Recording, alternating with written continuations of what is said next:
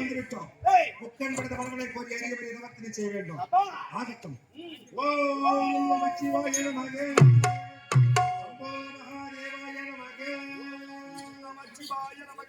அழைக்கும் என்னூரை செவியில் கேட்க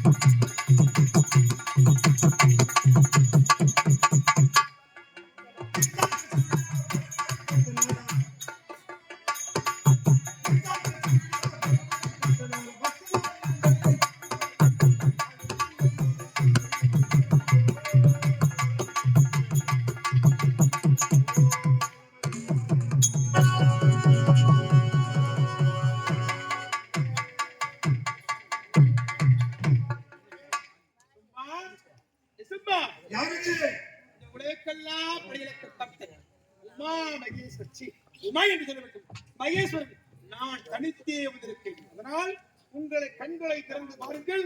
நான் ஆண்டவன் கொண்டிருக்கிறேன். என் தவத்திரை கெடுக்க வந்த போராடி காம்பே அரக்கர்கள் தவம் பெற்று விட்டால் தேவர்களுக்கு ஆபத்து என்று எங்களுடைய தவத்தை கெடுக்க வந்திருக்கிறாயா? ஆத்மானமான வேலையெல்லாம் என்னிடத்தில் செல்லாது. நான் கண்விழித்தான் ஆனால் உனது சிரம் வேறு முண்ட வேறு பேர் ஆகிவிடும்.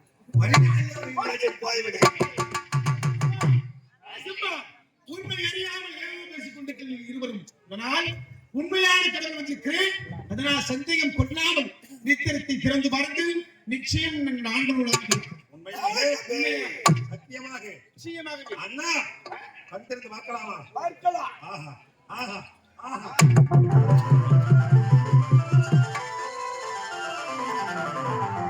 கூட பார்க்கவில்லை. நேரில் வந்து எங்களுக்கு அறிவுரிவா என்று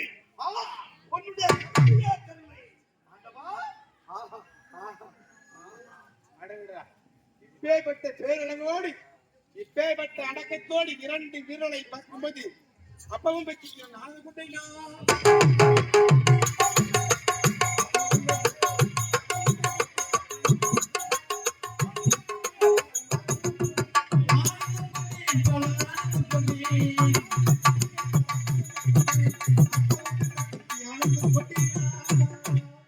உங்கள் இருவர் வக்தியை பார்த்து என் உள்ளம் கூறிப்படுகிறது.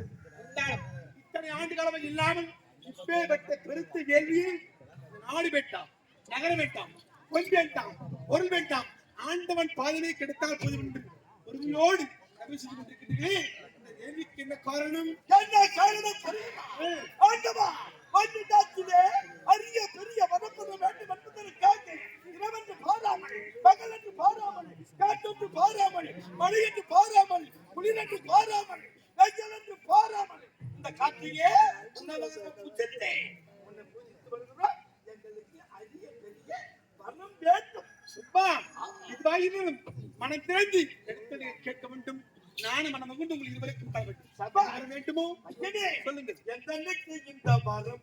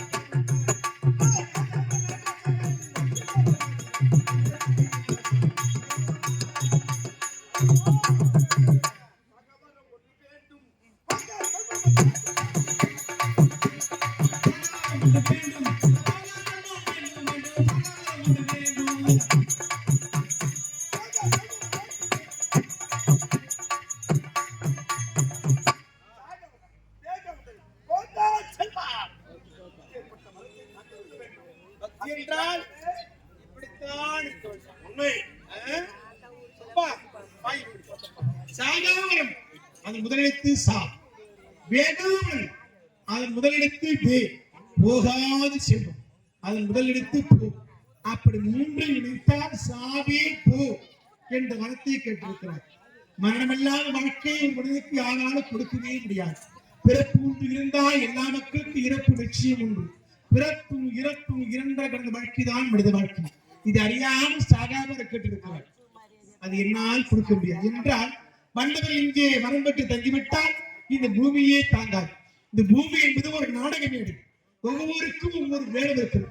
தாயாக, தந்தையாக, தகப்பனாக, தம்பியாக, அண்ணனாக, தங்கையாக, இப்படி ஒவ்வொருக்கும் ஒவ்வொரு வேடம் இருக்கிறது.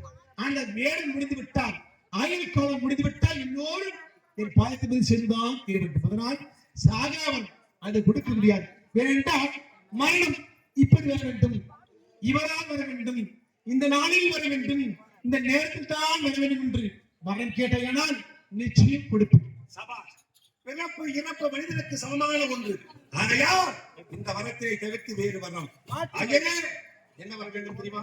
இந்த பாலாக பிரபஞ்சத்தில் ஏழை உள்ள எருமக்கள் 84 லட்சம் ஜீவராசிகள். இந்த 84 லட்சம் ஜீவராசிகளே மனிதர்களும் உண்டு. இந்த மனிதர்களே ஆணிலும் பெண்ணிலும் இருப்பிடம் பிரித்து வைத்திருக்கிறார்கள். ஆகையால் பெண்களை விடுங்கள் கேவலம். அவர்கள் என்ன செய்ய போகிறார்கள்? எம்மை விட பலத்திலும் குறைவானவர்கள். ஆகையால் அவர்கள் எங்களை வென்று எம்மை கொல்லவோ முடியுமா? ஒரு நாள் முடியாது. ஆகையால் எங்கள் இருவருக்கும் இந்த ஈரேழு மனிதர்கள் லோகத்திலும் யாதொரு ஆடவர்களாலும் எங்கள் இருவருக்கும் மரணம் என்பதே ஏற்படக்கூடாது. நீங்கள் யார்? சோமவாசன் பரம்பரையை தூண்டிவிடலாமா? உன் பரம்பரையெல்லாம் நாராயணமால் கொண்டிருக்கிறான். அதனால் ஆண்களை தவிர பெண்களை கேவலப்படு. பெண்களால் உங்களுக்கு என்ன சாதிக்க போகிறார்கள்? அதனால எந்த ஆண்களால் உங்களுக்கு மரணமே வராது. தருகிறேன்.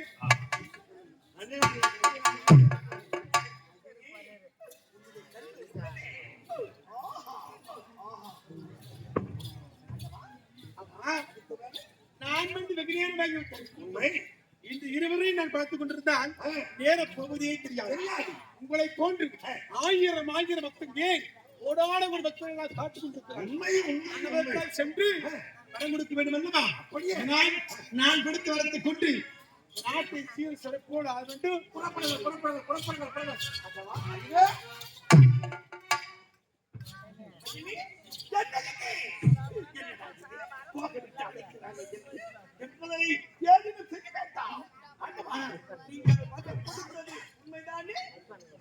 சும்மா நீ வரம் கேட்டால் நானும் வரம் கொடுத்து விட்டு இதுவரையில் நான் யார் கேட்டாலும் இல்லை என்று சொல்லாமல் மாறி மாறி கொடுக்கின்ற வல்லல் தடையில்லாமல் தருகின்ற தட்டா என்று வெளிப்படுத்தவன் நான் தான்.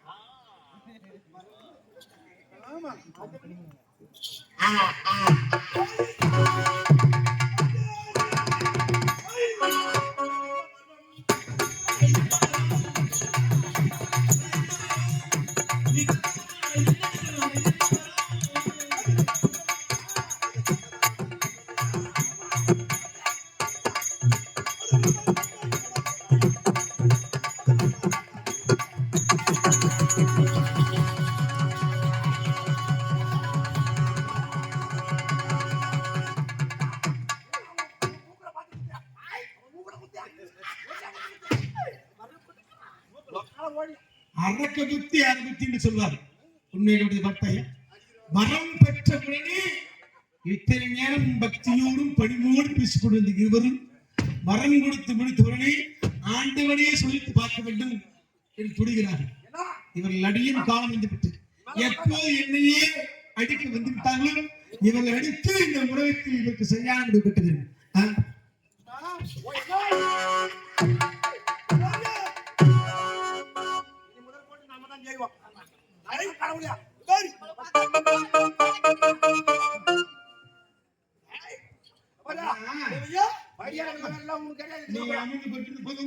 உன் தம்பி நின்று கொண்டிருக்கும் இருவர் குளத்தை பார்த்தாலே எங்க அண்ணன் பிறந்ததுல இருந்து ஆளுகிறான்.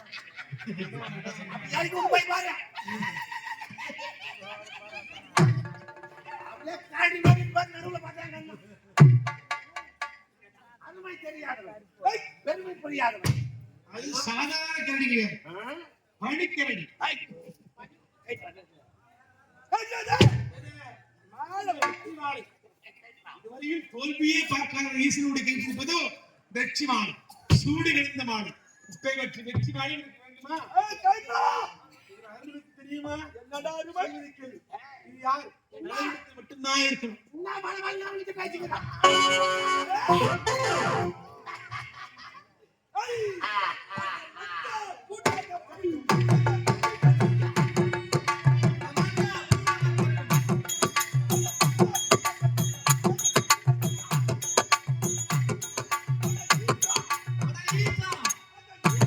அட ஈசா, ஜெகதீசா, பரமேசா, சிவனேசா,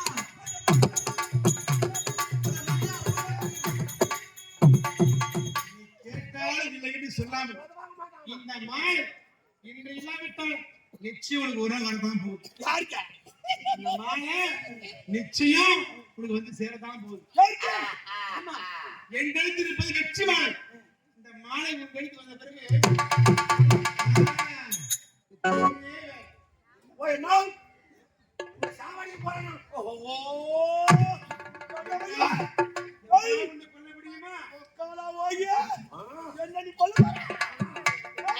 நீயா கேட்டுவிட்ட வார்த்தை எந்த ஒரு ஆணவரால் எனக்கு மரணமே வராது. இந்த ஒரு சிவன்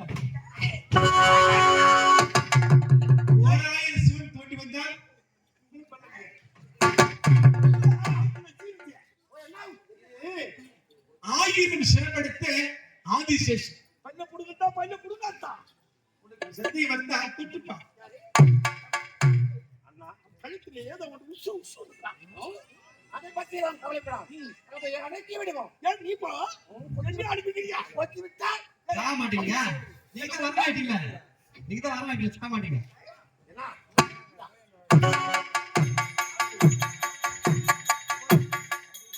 இனிமே படி இறக்கக்கூடிய வேலை உனக்கு கிடையாது. படி அடி விட்டு போச்சு. அடி விட்டு போச்சு. இனி முதல் கொண்டு நம்ம தான் படி இருக்கிறோம். ஏண்டா நீ எல்லாருக்கும் வர முடிச்சுட்டு உதவாங்க அம்மா. வயல்ல உக்காந்து பேரம். வரம் கொடுத்து மட்டும் இல்ல, யார் எங்க கேட்டாலும் அப்படியே தரும்.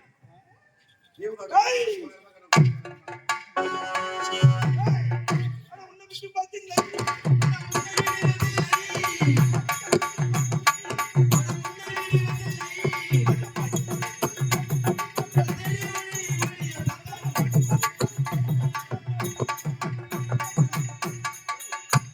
என்னை அடிப்புதான் எனக்கு எந்த ஒரு லாபமும் கிடையாது. வரம் பெற்றீங்களா அப்போதே இந்த பரமன் அந்த கடிதம் என் வெற்றி மாலை பெற்றீங்களா அப்போதே நீதான் கிடக்கு. என் கழுத்து சுட்டுக் கொண்டு நான் பாவிக்கிட்டேன் அல்லவா அப்போது நீதான் இறைவன். அதாவது இது எல்லோரும் வணங்க வேண்டிய இறைவன், இந்த உலகத்தில் வணங்கிய எல்லா மக்களும் வணங்கக்கூடிய இறைவன். இப்ப நீங்க சரி, அப்படி என்றால் அண்ணா பெற்ற வரம் உண்மைதான். ஆகையா இவனுக்கு ஒரு அடியால் வேலை செய்ய வேண்டுமே. என்ன வேலை தெரியுமா? இனி முதற்கொண்டு சொல்லு, நாம் அனைவரும் தான் இவர்களை தெய்வம் என்று வழங்கி வந்தோம். இனி முதற்கொண்டு நாம் இதுவரையும் இவர்கள் தெய்வமாக வழங்க வேண்டும். நாம் இதுவரையும் இவர்கள் தெய்வமாக வழங்க வேண்டும். உன் புன்னகையை கேட்டால் எனக்கு உள்ளமெல்லாம் புள்ள இருக்கிறது. சரி, சும்மா சும்மா உங்கள் இருவரையும் இந்த ஆண்டவன் சுவாமி ராஜா சுப்பராஜா சுப்பராஜா நாங்க சுப்பராஜா இப்பெல்லாம் வேலை பண்றது இல்ல. சொம்புன்னு சொன்னாங்க. சுப்பு மகாராஜா விசுவ மகாராஜா இந்த ஆண்டவன், இந்த கத்தன், இந்த பரமன், இந்த ஈசன் உங்களை வணங்குகிறேன். இப்படி வணங்கணும் ஆகாது. எப்படி தெரியுமா வணங்க வேண்டும்? படி சும்பன் நிசமன தெய்வம் தேவர்கள் அனைவரும் துதி செய்வோம். அப்படி எங்களை சுற்றி வளம் வந்து மரியாதை காட்ட விட்டு போய் அண்ணா தோல்வி தரப்படாது. உங்க அண்ணா தலைமை சும்பன் நிசமன் சும்பன் நிசமன் தீவோ நமக்கு எந்தோது சதி செய்வோ செய்யும்.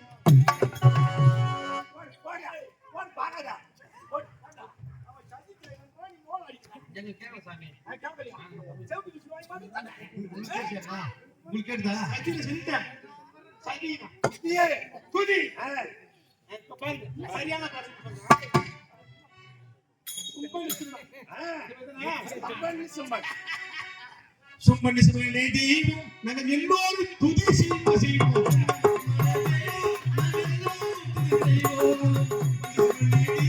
நாங்கள் எல்லோரும் சதி செய்வோம்.